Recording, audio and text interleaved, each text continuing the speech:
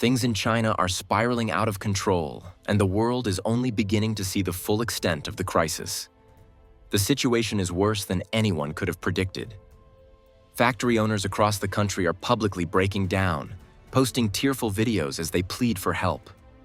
Why? Because the latest US tariffs have thrown their entire business model into chaos.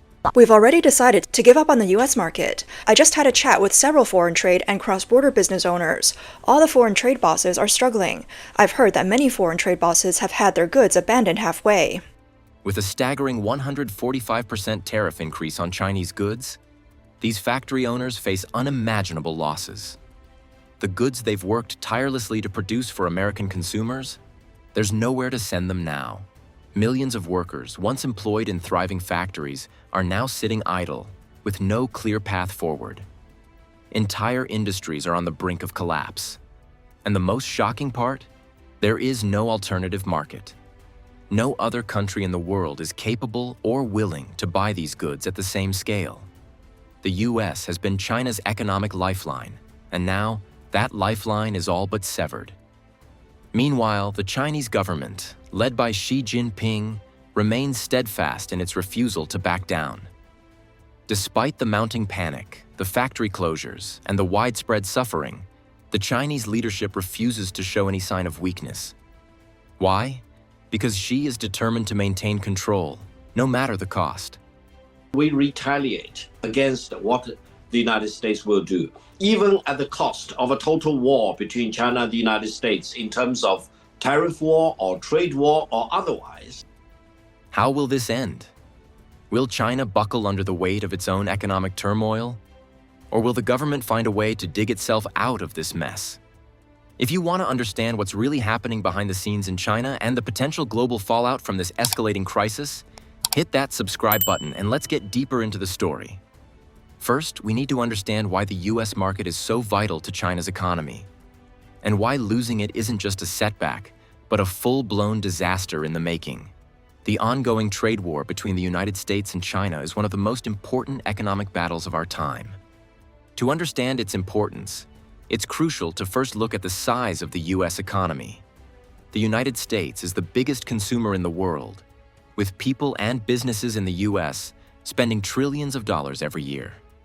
In 2025, US consumers were expected to spend over $5.4 trillion, which makes up about 70% of the country's economy.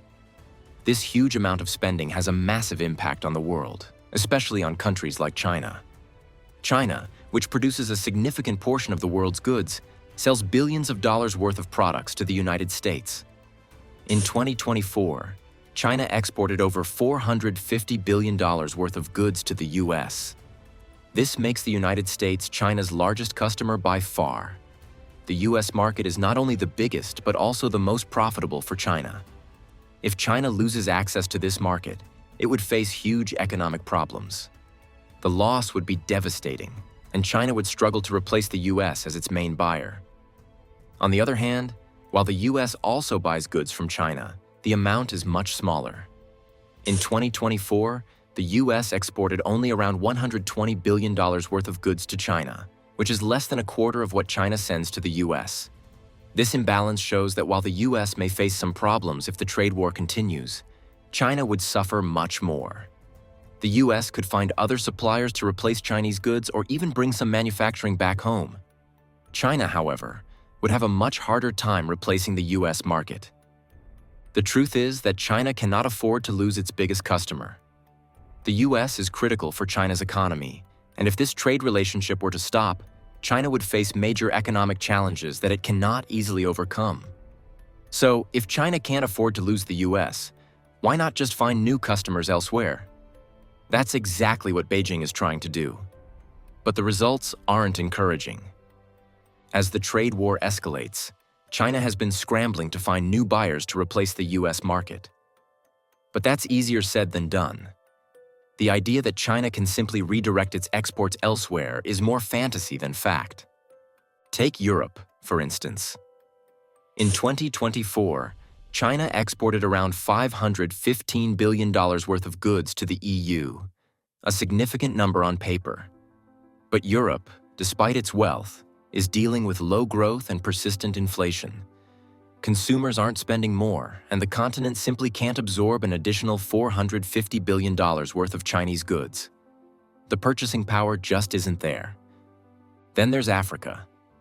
Often discussed as an emerging opportunity, the reality is less promising. While exports to Africa have grown, they still account for only a small slice of China's total trade. Most African countries struggle with limited purchasing power, poverty, and weak infrastructure. Even optimistic growth projections can't match the volume China once sold to the US. As one Chinese manufacturer put it, out of every $3 spent worldwide, one comes from an American wallet. The EU has 450 million people, but their spending power doesn't even come close to the US. We've got 1.4 billion people working our butts off making stuff, but our buying power is only a fifth of America's. The numbers are right there. The facts are clear. No other market can come close to replacing the US as China's top customer. Believing otherwise is a dangerous illusion. To its credit, China isn't standing still. Through the Belt and Road Initiative, it's investing billions into infrastructure across Asia, Africa, and Latin America to cultivate long-term partners.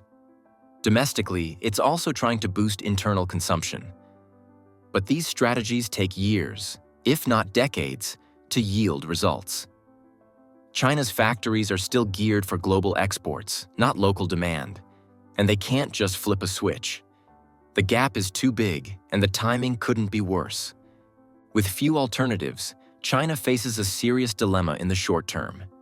And as the pressure builds, the Chinese Communist Party, CCP, is resorting to a familiar playbook: censorship and control.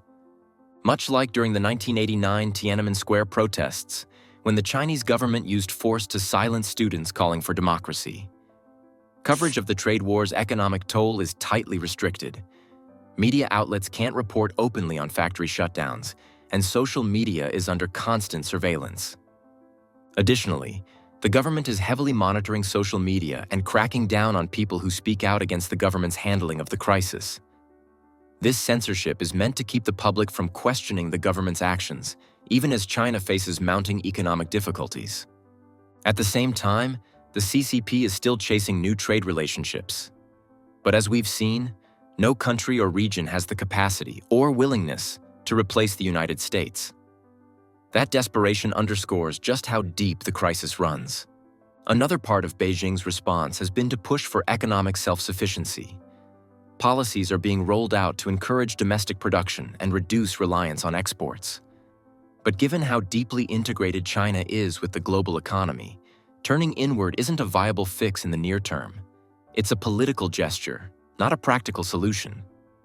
The bottom line is that the Chinese government's focus on controlling information and shifting blame instead of tackling the root cause.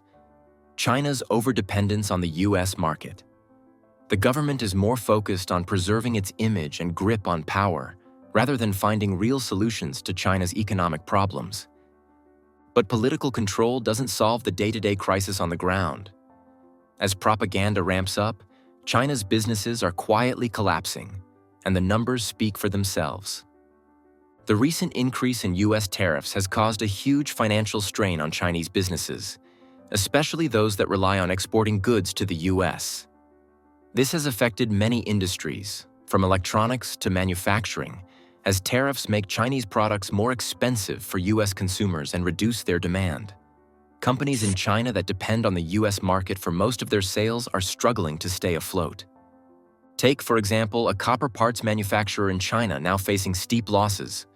Orders are delayed, customs taxes have soared, and operating costs, from raw materials to shipping, were already high before the tariffs hit.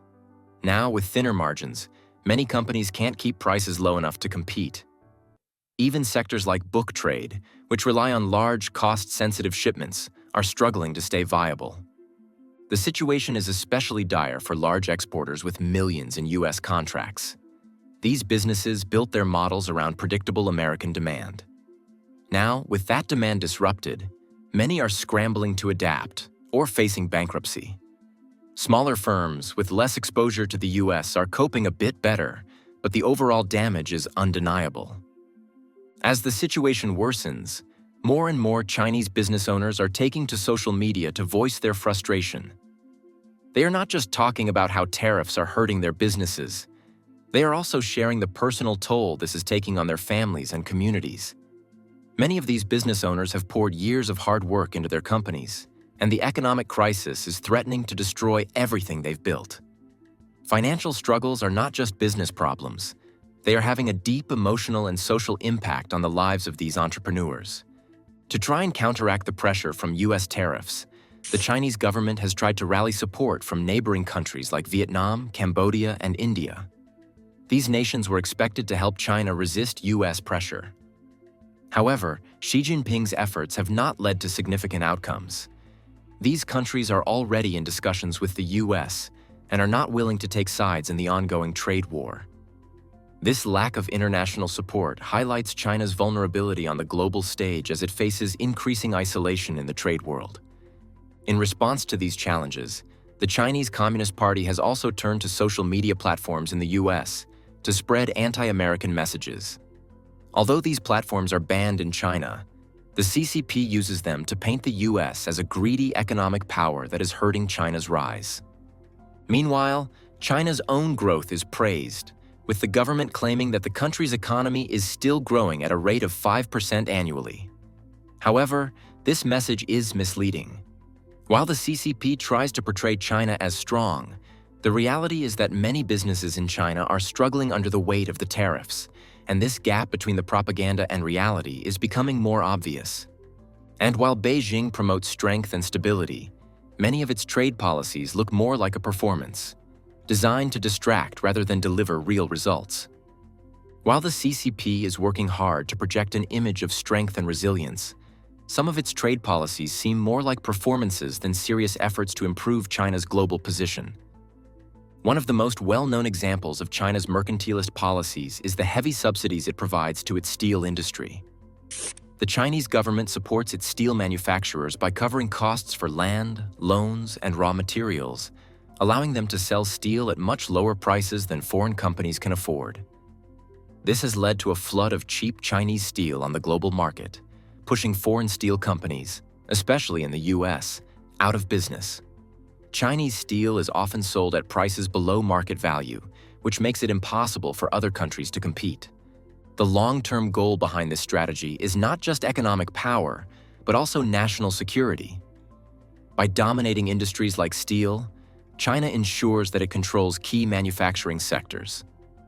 The CCP hopes that by pushing foreign competitors out of business, it can weaken other countries' industrial capabilities. This is similar to wartime strategies used in the past, where countries tried to destroy their enemy's ability to produce weapons or other critical goods.